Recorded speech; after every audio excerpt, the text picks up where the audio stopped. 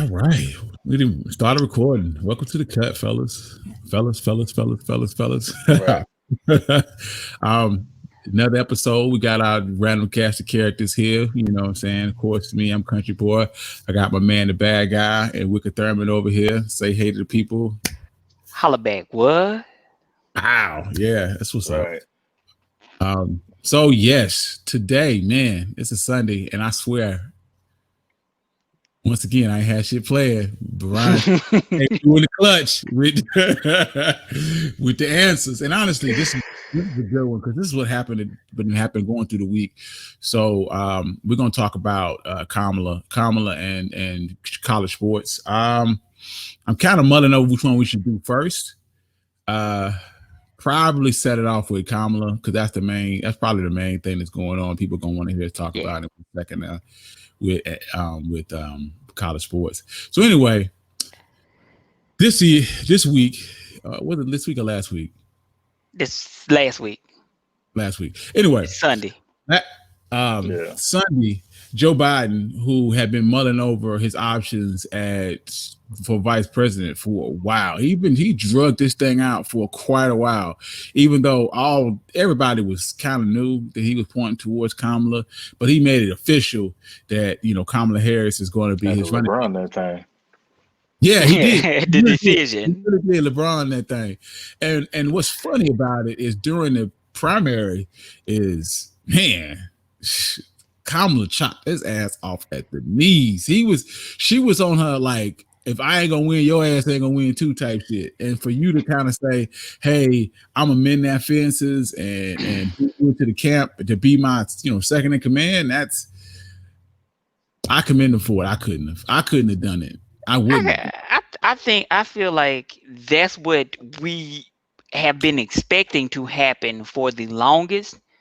And finally, somebody did the smart thing and finally did it, because I am personally tired of them picking some random ass motherfucker that didn't even try, right? He ain't even try to be the president. Like fuck you, Hillary, Tim Kaine. What the fuck is that? Mm-hmm. That's like you just admitting that you don't want to win. Or Pence. Pence was a pick a nigga out of thin air type too. No. We got Pence was an opportunity.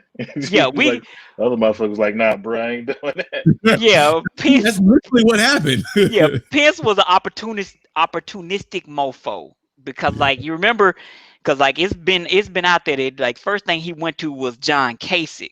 That's who he really wanted, and John Kasich was like, oh, okay, so what? Let's have this discussion. And they were like, yeah, you're going to be in charge of domestic taxes, IRS, blah, blah, blah, blah, blah, blah. And he was like, wait a minute. Pretty much I'm going to be in charge of all that. What is he going to do? Oh, he's going to be in charge of being cool. That's it. John, in charge of saying random shit, and you going and you got to clean it up. John Kasich said, nah. And he walked away. And I believe that they came to several other people with that. They are just good little soldiers, so they're not gonna say anything. But I think he came to several other people like that, and they were all like, "Man, no." Yeah, and Mike Pence was the first one to be like, "Ooh, that means I could be president someday. I'll take it." Yeah, and what I will say about Pence is,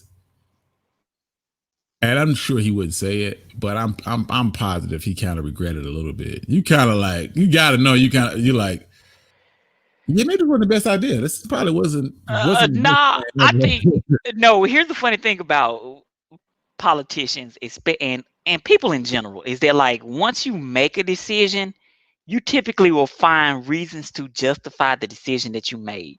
So I'm pretty sure there is a whole lot of justifying of that decision that Pence made and making himself feel better, even though some of us are all looking at him like, bruh, I don't know what the fuck you was probably his only shot anyway, though. So he don't regret it. That was his only shot anyway. Who else gonna pick Pence? Yeah, that's true. Because other than being the vice president, he was what?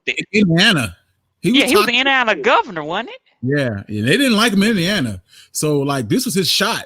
He was like, I'm gonna grab it because this is gonna put me on a national landscape. He probably had no idea how much baggage or how crazy this shit would end up being. See, the thing is that like most of the vice presidential candidates are typically in line to basically be the head of the party. Right. So if you want any chance of being like the guy, then you have to be vice president. Yeah. It's especially in current modern politics. Yeah. So the move for Kamala. Yeah. So like there is no way that like Mike Pence would have made it to basically be thought of as a leader of the party in any other situation, because he was sucking as Indiana governor. Yeah, he sucks as a person in general. And like the only thing he could have hoped after he was governor was that like maybe he could have found a way to finagle his way into a Senate seat. And then maybe he could have again did the 30-person gauntlet that is the primary to be the national representative of the party come presidential elections every 4 years. Right. Well, all that said, what are your thoughts on Kamala now? Because I know we talked about Kamala during the primaries, and we all had our opinions of her then. Have your opinions of her changed since the primary, or what are your thoughts on her now that she's the VP? I mean, I think mine changed a little bit. At first I saw her as more of a yes man or yes woman, if you want to look at it that way. But more stuff come out, more facts, more time pass, and you get to see some of her old stuff that she did. I think more favorably of her than I did before, so it's not bad. I think she wouldn't be a bad first woman president, because I can see her running for president after this term. I don't think we're gonna get by the 2 terms. Yeah, I don't even think he'll make it through the first one. I think after the first one, because he's already what, 78? 78? Yeah, 78. 80s. I don't believe he would run again. This is what I said, is that like basically he set her up for a good, I'm gonna say 12 to 16 year run. Because let's be honest, the demographics are shifting in her favor. That's one. And two, let's say he serves 4 to 8 years, right? That's already 8 years. Then she comes up, she's basically going to be a lock for the next 8 years based upon how demographics are shifting. And my personal opinion is that like solid 4 years. Yeah, and I don't think Republicans are really set up to be on a national level, because like if you just look at the fact of they just elected a QAnon crazy in one of these backwoods states, and I was like, y'all just basically said you don't want to win a national election because like y'all base is still holding on to crazy conspiracy theorist people, so y'all don't want to win any national elections. So I was like, so he's basically set her up for the next, if he doesn't run again, 12 years. If he runs again, 16 years. And I was like, that's solid. That puts a lot of pressure on some of the other people, kind of like, huh? And she's pretty young. Yeah, she's like 54-ish. Mm-hmm. So like basically, so that puts a lot of pressure on some people like your Andrew Yangs, your Pete Buttigieg, your Julian Castro's, your what's his name? New York, Andrew Cuomo. Yeah, Andrew Cuomo. Your Cuomo's, those type of people whom they got to come with a plan B, being president, or at least for the next 8 to 16 years. They are not. It's not going to happen for them. And what you're doing is you're aging out a lot of those types of people, and that even puts a lot of people whom are right now, I feel like, are pretty good. That puts them on the fringe. Like your what's his name out in California? The governor of California. What's his name? I can't remember his name off the top of my head right now. You think you think they'll put what after these 8 to 12, they put AOC in? Gavin Newsom, yeah, huh? Yeah. So You that think puts a lot of we'll pressure jump on right from those people. Kamala to AOC? And now I feel like that could be a possibility, but it's dictated We by should be which super young. way. Yeah, Yeah. it's dictated by which way AOC goes, because like AOC is a bit like Nancy Pelosi or Hillary in the fact that she's pretty toxic though. That the minute people in independence and people on the left, I mean on the right, hear that name, they already have a negative reaction. Like the first thing you think is, ugh, you know. yeah. I don't even know why I don't like her, which is the But problem with Hillary, but you don't like her. but see, AOC, she has the opportunity to kind of change the dynamics of her, of her story, because like you said before, we're looking at 8 to 16 years of of Kamala Harris. That's enough time for you to be on the winning side of a lot of issues. BGM. She could legit be the first woman president. She could legit. This could happen. This could happen for her, depending on. I mean, Biden would need to win first, but if he wins and then doesn't run for re-election in 2024 or in 2028, she's set up very well because she gets like, hey, I've been doing this stuff. It's the same thing that Biden's running on now. I've been doing it. I'm out here. Mm-hmm. They have a clean wrap up of this coronavirus. Yeah, and the economy going in the right direction. He's like, I dealt with shit. crisis. I dealt with pandemics, not on a scale, but I've dealt with these sort of things before. I can, deal with them now. And I feel like the aesthetics and the politics line up pretty good for her over the next 12 years, especially if Democrats could win back the Senate and keep the House. Because then I mean, because like one of the things I was telling Shantae, my plan B is if Biden were to lose, was that if we take back the Senate and not lose the House, I don't say okay, but I am more okay with that. I'm moving to Barbados. Yeah. If Trump wins again, I am seriously thinking about moving. Like, yo, I can't. Again. Look, like 20 years. 4 years is like 20 years under Trump. Like Barbados has already said that they are willing to give anybody who wants it a visa. So I'm thinking about moving to Barbados. I can take my work from home job to Barbados. Actually showed up. I'll take whatever work from home job I can find, move to Barbados, and I will live in Barbados. I am not going to fuck around with Trump for another 4 years. I gotta go put my cowboy shit on now. I will not stand for this. Dez caught it. What do you mean? Dez caught it. We should have went to the Super Bowl. What happened? Oh, shoot. Hey, I don't like this, bro. I'm gonna have to leave. I'm not gonna be in this last block. So we don't. Are you not really uncovered? Wow, like dudes is really not feeling the block, man. That lets you know you a leader in the group. I'm gonna work on the block. I didn't realize the block wasn't a problem when I tested the block. Yes, I moved. So it works better for G because G is outside of it. But I'm gonna work on the block and try to move it more to a center space. It's weird because where people's faces line up is different based on how many people you have in here. You know what I mean? Oh, so it's not attached to a space like that last block where it's down to the bottom right corner. Yeah, it's I don't know how it happens, but for some odd reason, the last person gets this block, the third person gets that block, and so I moved and I hit Graham with the block. I got rid of the block. The block is and honestly, it don't even matter. Why the fuck are we even live with the cut? It don't. So we ain't even live right now. You're not even live right now.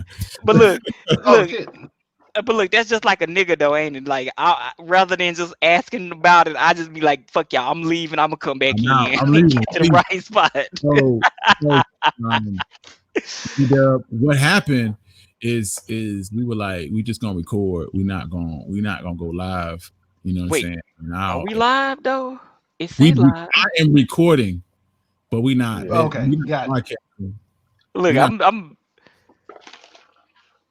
I'm just making sure because I'm like, bruh, we might be out here broadcasting. Nah, Hey, we not podcasting. I didn't mind the whole live thing. I was just like, I just felt like you felt like, yo, it's like not enough people were interacting with us during the lives. Well, we weren't interacting with them because we're trying to put on. It's the thing about live is I'm attempting to put on a program. You know what I'm saying, like a TV show or the Black and White. You know what I'm saying? And if you, while I'm doing my show, are asking me fucking questions, that interrupts the show. You know what I'm saying? And now I have to address these fucking questions, and it's weird and it's a problem. Because, you know, if we're talking about Kamala Harris and you're like, hey, what did you guys have for breakfast? That shit's weird. It's weird. Yeah. You know? So being live means I don't have to worry about that shit, you know, or not. I mean, being just recording means I don't have to worry about it. But the weird part about it is when it's, you know what I'm saying, when you on, like, let's say somebody just talking live, it works well. Like if it's just me talking trash, like, man, if I'm talking about my squad, then yeah, if somebody throw in a random ass comment, I'm like, yeah, whatever. And then the fact that it didn't show up the way we thought it was, we thinking, you know, the comments coming and people can see them. If we looking crazy talking about something, yeah, man, what the fuck? Like we yelling at somebody who ain't even on the planet, and we just all of a sudden, man, it's a troll in here. Dude, what are you talking about? Yeah, right. Yeah. If I'm watching it live and they're like, what are you talking about, dude? And so I was like, crazy. well, see, I was like, I didn't mind going live. I just feel like maybe we should do like a live part of it, and then we should also do a pre-recorded part of it, and just, you know, the live just stands as its own being, as its own thing. I feel like we should definitely be lessening the amount of time we go live. Like recording is fine, but one, if I go live, I have to advertise that we're going live to entice people to come, and two, when we do go live, it needs to be an environment where we're here to engage the audience, not, you know what I'm saying? Like if we're just doing this, it don't seem like it's necessary for them to be here, you know? So yeah, and it's like somebody just jumping in randomly, like you said, yeah, man, how about fish sticks?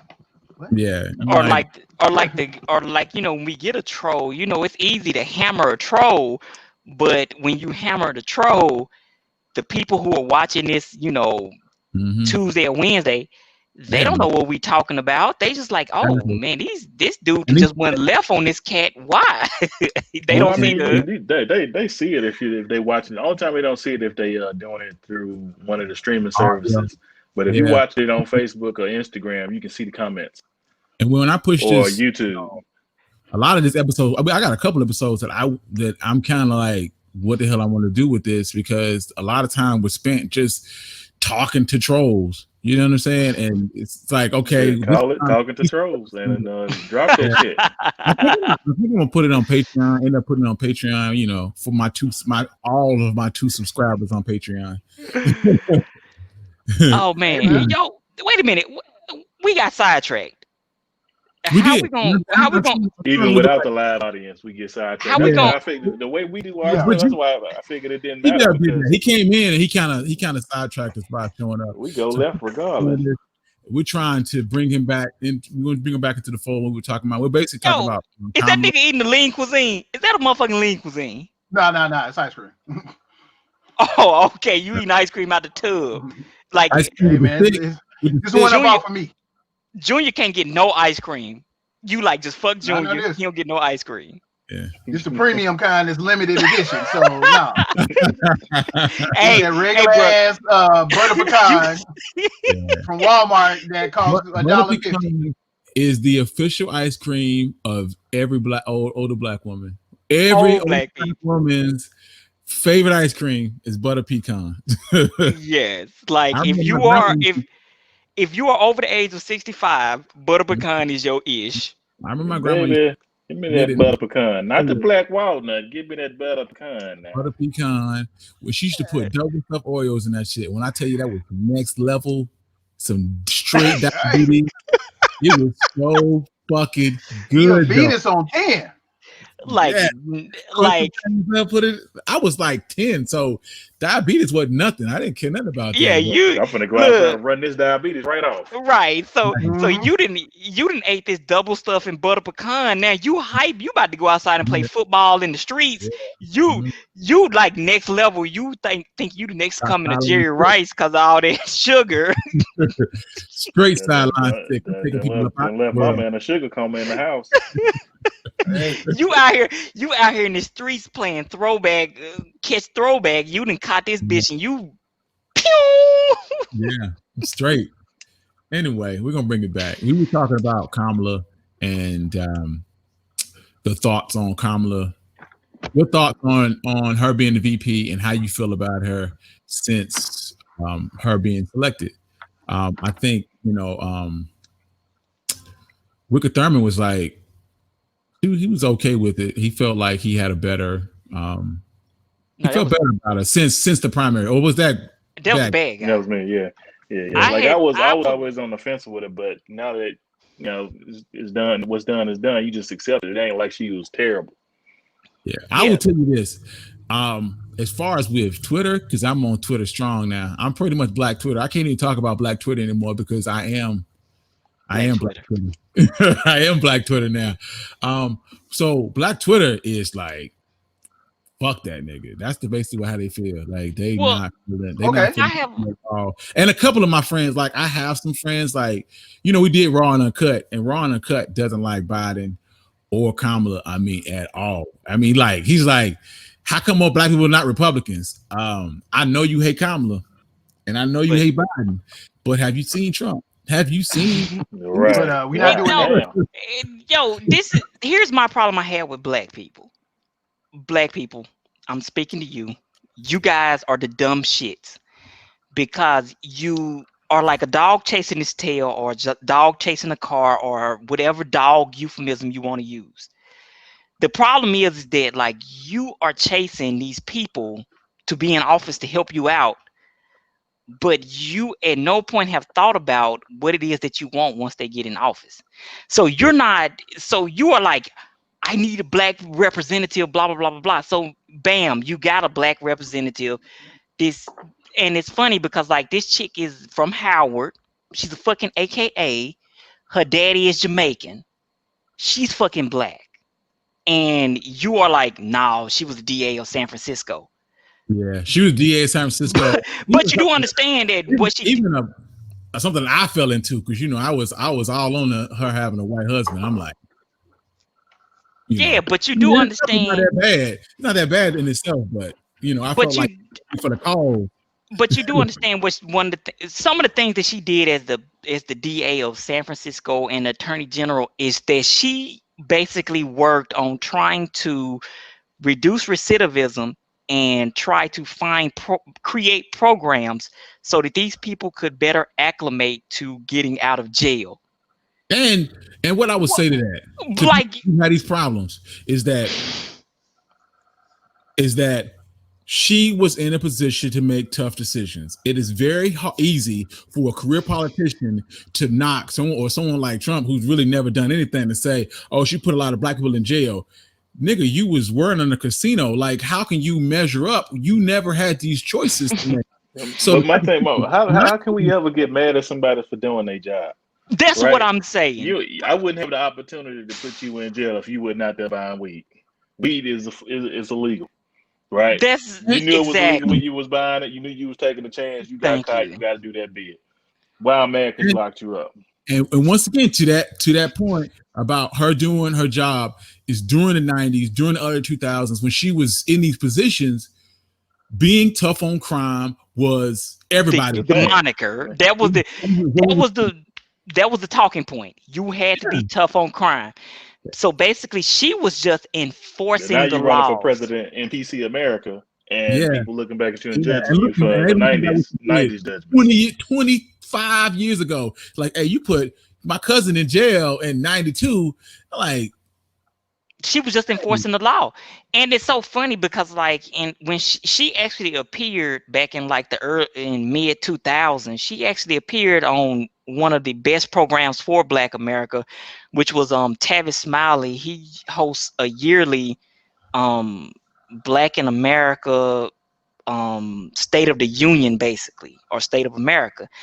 And during that segment, she basically said that like, yo, while yes, I have to enforce the laws, I'm also going to do a lot of things for Black America that you don't understand nobody else is doing. And that goes back to some of the programs that she instituted to help keep recidivism from going higher than what it was.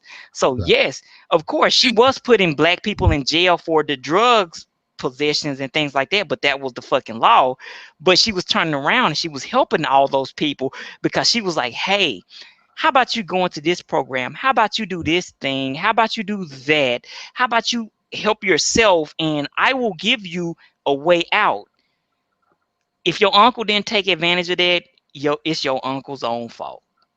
What and to that point, you know, lastly, you know, about her and her record is that during her time as DA and you know, assistant district attorney, is you're right. She's either doing her job or the people underneath her were doing these things. So while yes, she may have been, you know, the boss when these things happen, she may not have been directly involved with any of these things. You know what I'm saying? What they say she had like 8,000 people under her? Yes, what I'm saying. The attorney general, yeah, probably. Yeah, she had 8,000 assistant DAs, right? So if one of your assistant DAs throws the book at someone or files these super tough charges, everybody's looking at you like, why did you do that? I did not do this personally. You know what I'm saying? They have autonomy to do what they need to do or to be as tough. I mean, I'll give you guidelines on the things I want you to do, but I'm not directly putting your cousin in jail. It's what I'm saying. You know, so but if I institute a program to help your cousin out in that situation, I feel like, hey, I didn't gave the information to you. It's up to you to find it. I think this is a time for her to evolve. One of the things that, and we complain about this, one of the things that I don't like that they say about politicians or especially Democrats is that you don't get a chance to evolve. Yes, she may have been tough on crime. Yes, she may have put a lot of black people in jail in the early 2000s when she was a DA, an assistant DA, or is it general attorney? I don't know, whatever they call Attorney it. Attorney General, there it is. But at this point, this is an opportunity to evolve and do more progressive policies and, you know, and institute things like defunding the police and getting rid of mandatory minimums. You can right those wrongs. You know, you get an opportunity to say, okay, yes, the crime bill that Biden was a part of was probably not the best idea, but this is an opportunity to fix that and to do something better. Well, see, in actuality, she worked on it because remember, she helped Cory Booker write basically what Trump just signed, which is the crime bill, which kind of curtailed like some of that. And for me, the problem I have is that like, I hate when people say they're the same. Like, oh man, Democrats, Republicans, it don't matter, they're the same. No, they fucking not the same. Because like in actuality, if we would have had President Hillary Clinton, I guarantee you this whole, you know, the police brutality, which is the George Floyd struggle that we're going through now, I'm pretty sure that fucking would have been addressed. Period. Yeah, point blank. Definitely would have been addressed. There wouldn't be no secret police out here snatching people up. Right. It would have been. We would have had the state of the coronavirus. This is a woman. They get my goddamn letters. The state of the coronavirus. You talking about opening back? What up? Nah, all y'all stay y'all ass at home. Hey, 3 of us are from Mississippi, right? My Mississippi guys. Here's what's happening in Mississippi. They basically have, I think, like a 20-something odd % positive rate for coronavirus. They have opened up schools, period. Yep. And the governor, yes, all schools are open. And the governor of Mississippi is talking about how deaths and all this kind of stuff is a lagging indicator or whatever. This cat has no plan for what to do if coronavirus strikes one of their schools. So it's a bunch of cats. Mississippi is like the test dummies for most states. They watching what happened in Mississippi because Mississippi full blown open up. Y'all fucking up face. This is we'll watch Mississippi and see what happened down there before we start decide whether we're gonna open up schools or not.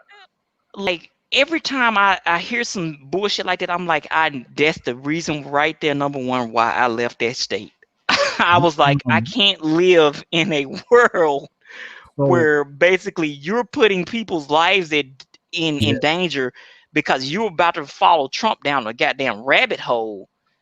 So what I learned, and I didn't know this, it's primarily in North Carolina, or maybe this is a federal thing.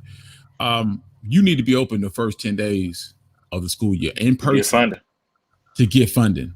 Yep. So a lot of states or a lot of counties, and okay, let me back this up a little bit. Governor Cooper did something that was very, very smart politically. He put all of the pressure for this coronavirus thing and schools on individual school districts. You see what I'm saying? So like he said, we got B, you got C. You can choose whichever one, but you can't go to all 100% open. You see what I'm saying? So what that did was each individual school district. I can't think of the word right now. What did they call them? Municipality. School board. Charlotte Mecklenburg. No, what's the districts? School district. The district. Each individual school district had to choose their plan, right? So what caused a lot of places to say, okay, we're gonna open up 5, do this hybrid plan. When in actuality, a lot of them had no intention of continuing this plan. They were just staying open for 10 days, and in 10 days or 2 weeks, they're gonna go right back to plan C, which is everybody. Right. They shouldn't have never had to do that. The school board should have just, or whoever, or the government, whoever institutes that payout should have just changed it. Like, you look, as long as y'all got people showing up for this online school, we still gonna fund your school and say it's open. Yeah. But the thing was, initially, Betsy DeVos dumbass jumped out there like, oh, if they're not open, we're gonna cut funding. And even the person interviewed was like, that's not the government's call. Yeah. That's not your, like, the school, the position you're in. It is not their call to say y'all better be open or we're not gonna fund you. When we have companies out here giving away laptops, the school is equipped to do online learning and things of that nature. So it really was the best thing to do to say, hey, each school, y'all figure out what works best for you, and we'll go from there. I will give you a prime example of where Mexico. Y'all know, I'm not even trying to say Mexico is a fucking third world country, right? We all can agree on that, right? Mexico is not really. Tell me why Mexico found a way to have broadcast on public television teachers and school lessons. Really? And so, yes, Mexico has nobody going to schools. They said, we're going to broadcast online for those who can't get online. So basically, you can turn on the public access television and your child can get his lessons. Tell me why a third world country like Mexico can do that, and we here in the U.S. can't figure out a way to make it work.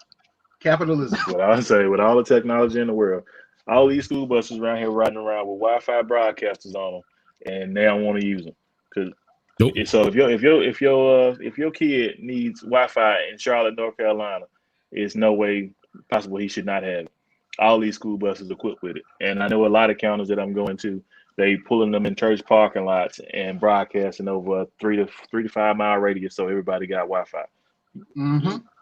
This shit too easy up here. Now I can understand other states that don't have these capabilities, but it shouldn't be a child that has to go to school nowhere in North Carolina that I know of. This is the problem I have. I feel like is the problem with America right now, which is they're like, back in like the 70s, 60s, or whatever, you had the JFKs or whomevers who said, give me a problem, we will work to find a solution. That's how the fuck we got to the fucking moon. Was he said, we're going to the moon, and you know what, everybody rallied around him and said, you know what, we're going to help you find a way to get us to the fucking moon. Right. Now we have motherfuckers who say, we're going to keep kids from going to school. They be like, nah, I don't want to do that, so fuck you. Instead of working towards figuring out, like for instance, the whole thing with Obamacare. The whole reason why Obamacare is the tangled up mess that it is currently is because you have a lot of people who said, you know what, fuck Obamacare. I don't care what idea comes up. I'm not going to work to make Obamacare better. I just want to get rid of it. Instead of making it better, we're going to try to get rid of it. Yeah, bipartisanship ended up being what ended up getting you not elected, because you would say like, hey, I'm willing to work with this dude, or like, hey, you know, I'm cool with it. And it became this what I like to call cheerleading party politics. I don't care what the idea is. If it's red, I'm with it. If it's blue, I'm against it. Plain and simple.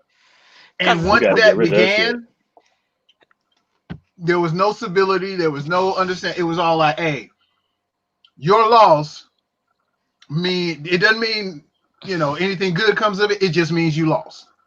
So your cameras to eat. No, I was actually trying to get you can get your mukbang on, man, while we're recording. I mean, we don't mind you eating that butter pecan. I don't want these niggas to see me eating. Hey, because like this is the thing. This to me, and I hate people who can't criticize Obama. I can criticize Obama, and I say one of the major problems I had with Obama was that when he had a 60 majority in the Senate, he didn't push through everything. And I said that if another Democrat ever has a 60-person majority, I say we ram every progressive issue down these motherfuckers' throats and change this fucking country. And I don't care what happens on the back end, because like if we get this shit through, you want to tangle that shit later. Because imagine if Obamacare would have had a public option. Imagine how healthcare would have changed. He took the public option out to try to be bipartisan. I'm trying to be nice. Yeah, instead of just ramming it down their throats because you got 60 Senate votes. Ram it. And so that's the reason why I say if it happens, it's possible.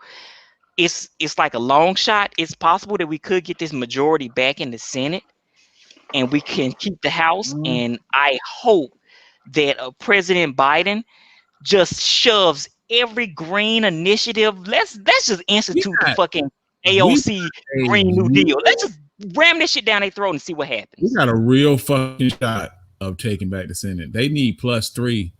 And it's some states that shouldn't be up in the air. That's like South Carolina.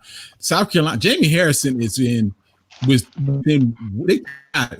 1 point or they tied within the margin there. In fucking South Carolina, that's a problem. It's a problem. And because like me, my whole problem. South Carolina went to school last week. Oh man, problem. Look, my whole issue with the Senate is that like I understand why the forefathers set up the Senate, but the Senate to me is stupid because 2 representatives from every state. But you got a state like Wyoming, Idaho, whatever, who have 2 senators who represent like 600,000 people.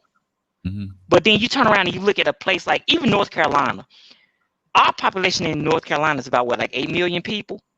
But we get the same 2 senators that a 600,000 get.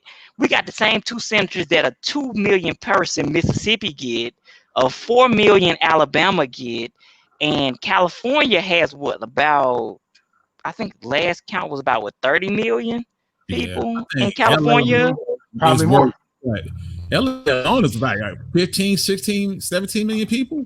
I mean, think about that. Think about the fact that you have the same amount of representation in the Senate as, Montana, but your constituency is like 4 times that. Right. And I'm like, to those people, and it's funny because like I often say this, is that like white people for some odd reason believe that like the forefathers or those people who wrote the Constitution are like the smartest people on the face of the earth. I've actually had the white people. foresight They that think that this country was gonna turn out this way. Get the fuck out of here. I have I've heard white people say that like the forefathers are smarter than any of us could ever be.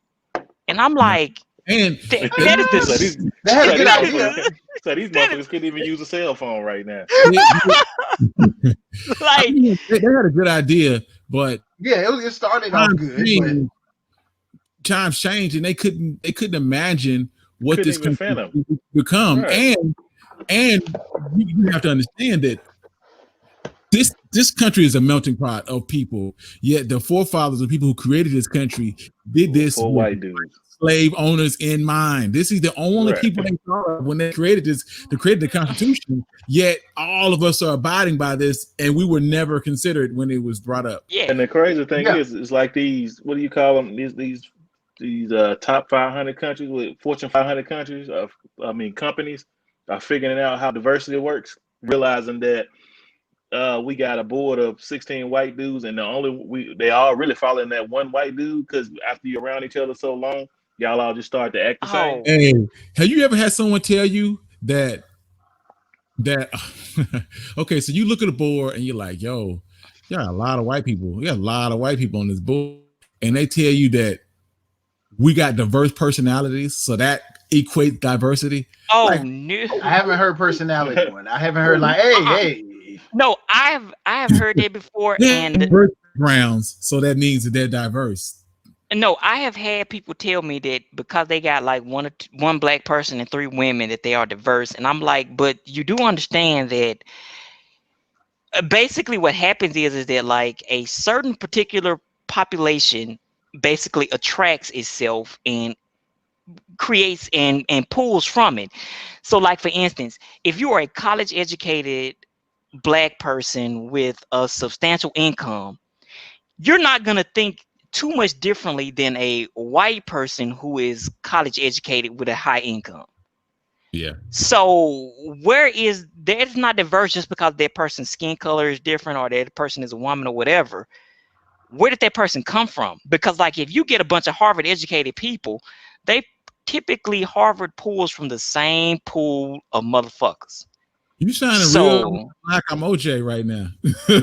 Sound what? You sounding real, I'm not black, I'm OJ. You know how yeah, that's what I'm above that. Yeah, that's what and that to me is the problem, is that it's not necessarily that, oh my goodness, if I go get a woman or I go get a black person, I am diversified. Are you really looking at this person's background to see if they're really diversified? You know what I'm saying? Like, did this person grow up in a different situation, go to a HBCU, get educated or whatever, work into whatever, and are they really different than what you are? Or did that person grow up in the fucking burbs, had parents both who made 6 figures, had all the opportunities, went to a Ivy League, and just happened to be a person of color or somebody who looks different than you? That's what I'm saying. Yeah, so it's not just looks, it's more, it's like, how do you diversify not just by what they look like, but also like, all right, this person has a completely different perspective when it comes to the business that we're in, whether it be, real estate, marketing, whatever. Like, all right, it's cool if we get a whole bunch of people in the same room with the same idea of how things could work. Yeah, that's great. Why don't you bring in somebody who doesn't? Like, hey, look, man. Yeah. So it's like, are we diverse enough to, but also are we able to look beyond, like, okay, not just somebody who's different in the mindset, but also different, like you said, in experience. Like, yeah, we all middle-aged white guys. That's great. Your opinion differs from mine. But what if, what if we bring in someone who did not have the same experiences growing up? I mean, doesn't have to be the same. As far as with business, being diverse, you can have diversity in opinions, but aesthetics matter. You appear diverse, and having someone with a different skin color or having a woman makes you appear to diverse. be that when in actuality that person is in lock and step with everyone else. They got the same mindset as everyone else. They don't want to lose. You get to the point where they don't want to lose his position, just like the other dude. This white woman don't want to lose her position, just like this lowly white man.